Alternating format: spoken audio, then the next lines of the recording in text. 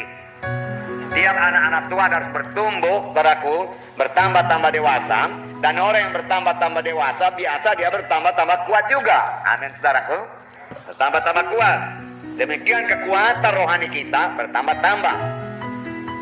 Minggu yang lalu, saudara, kita bacakan firman Tuhan dalam Roma 15, di mana dikatakan kita yang kuat wajib menanggung yang lemah.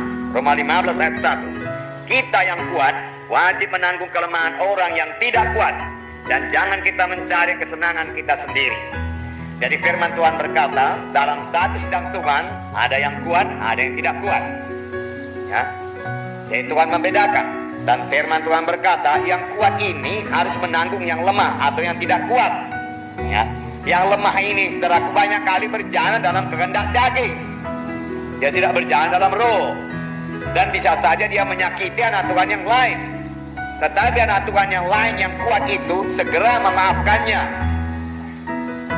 Dan kalau boleh, saudaraku, menasihatinya dengan kasih.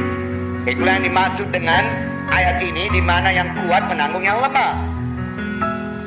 Dan itu perlu, saudaraku, bagi yang lemah, saudaraku, supaya dia juga bertambah mengerti jalan Tuhan. Dan perlu bagi yang kuat, supaya dia bertambah-tambah kuat. Dan buah roh bertambah-tambah dalam dirinya. Betul, saudaraku? Ya, puji Tuhan, saudaraku. Sekali lagi di sini dikatakan dalam 1 Tesalonika 5 ayat 14, belalah orang yang lemah, dikatakan. 1 Tesalonika 5 ayat 14. Saya membacakan kepada saudara. Kami juga menasihati kamu, saudara-saudara, tegurlah mereka yang hidup dengan tidak tertib, hiburlah mereka yang tawar hati, belalah mereka yang lemah, sabarlah terhadap semua orang. Ada beberapa di sini dikatakan, saudaraku, dari tugas anak-anak Tuhan yang kuat, ya, kuat rohaninya. Tegurlah mereka yang hidup dengan tidak tertib, hiburlah mereka yang tawar hati, belalah mereka yang lemah, sabarlah terhadap semua orang. Sabar terhadap semua orang, belalah yang lemah, membela yang lemah.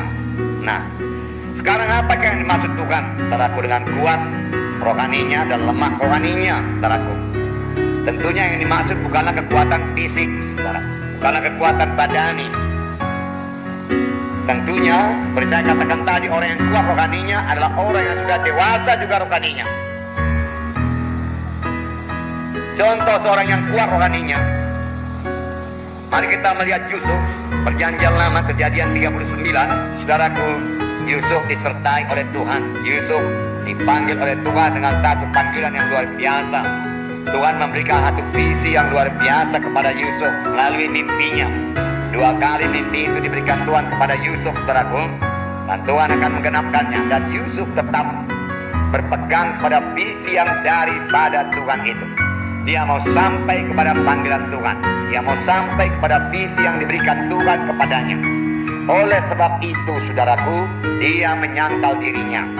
Saudaraku, tanpa penyangkalan diri yang sungguh-sungguh, kita tidak akan sampai kepada panggilan Tuhan, saudaraku. Sebab tanpa penyangkalan diri, kita tidak akan mungkin berdoa dengan teratur, tidak mungkin membaca Alkitab dengan teratur, tidak mungkin melayani dengan teratur, saudaraku. Kita harus menyangkal diri kita. Saudara bertanya kepada saya, di manakah penyangkalan diri Yusuf pada saat ini? Saudara tahu cerita Yusuf, saudaraku.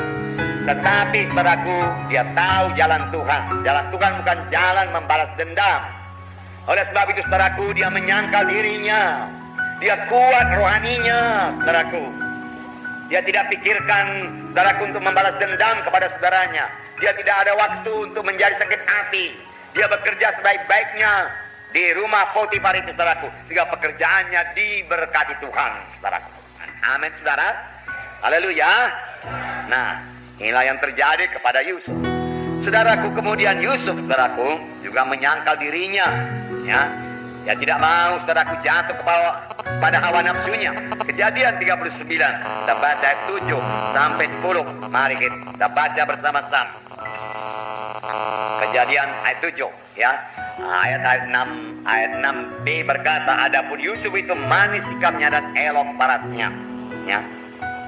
Nah, tetapi dia tidak memakai, saudaraku, ya, parasnya yang elok itu mencari keuntungan diri sendiri, tidak, saudaraku, tidak, ya. Ayat 7 sampai 10 mari kita baca. Selang beberapa waktu istri tuannya memandang Yusuf dengan perhati, lalu katanya, marilah tidur dengan aku. Tetapi Yusuf menolak dan berkata kepada istri tuannya itu, dengan bantuanku tuanku itu tidak lagi mengatur apa yang ada di rumah ini, dan ia telah menyerahkan segala miliknya pada kekuasaanku. Maka di dalam rumah ini ia tidak lebih besar kuasanya daripadaku, dan tiada yang tidak diserahkannya kepadaku selain daripada engkau, sebab engkau istrinya. Bagaimanakah mungkin aku melakukan kejahatan yang besar ini dan berbuat dosa terhadap Allah? Walaupun dari hari ke hari perempuan itu membujuk Yusuf, Yusuf tidak mendengarkan bujukannya itu untuk tidur di sisinya dan bersetubuh dengan dia. Dia menang, dia menyangkal dirinya. Dia berkata, tidak, tidak, tidak. Amin, saudaraku. Ya, kita juga harus berani berkata tidak kepada dosa, tidak kepada hawa nafsu, saudaraku. Tidak kepada godaan setan, berkata tidak, ya. Tidak kepada acara-acara kegelapan, saudaraku. Tegas berkata tidak, dan tidak berarti tidak, saudaraku. Tetapi saudara akan menerima aniaya, ya. Sama seperti Yusuf, tidak menjadi persoalan padanya. Mari kita lihat Kejadian 39 ayat 20, ya. Ayat 20, 20 sampai 23. Mari kita baca lagi bersama-sama. Lalu Yusuf ditangkap oleh tuannya dan dimasukkan dalam penjara, tempat tahanan raja dikurung. Demikianlah Yusuf dipenjarakan di sana. Tapi apa yang terjadi dalam penjara? Mari kita baca. Tetapi Tuhan menyertai Yusuf dan melimpahkan kasih setianya kepadanya dan membuat Yusuf kesayangan bagi kepala penjara itu. Sebab itu kepala penjara mempercayakan semua tahanan dalam penjara itu kepada Yusuf, dan segala pekerjaan yang harus dilakukan di situ dialah yang mengurusnya. Dan kepala penjara tidak mencampuri segala yang dipercayakannya kepada Yusuf, karena Tuhan menyertai dia, dan apa yang dikerjakannya dibuat Tuhan berhasil. Pujilah Tuhan, saudaraku. Yang menyangkal diri ini, yang berjalan dalam kebenaran Tuhan, kesucian Tuhan, dibuat Tuhan berhasil. Amin, saudaraku.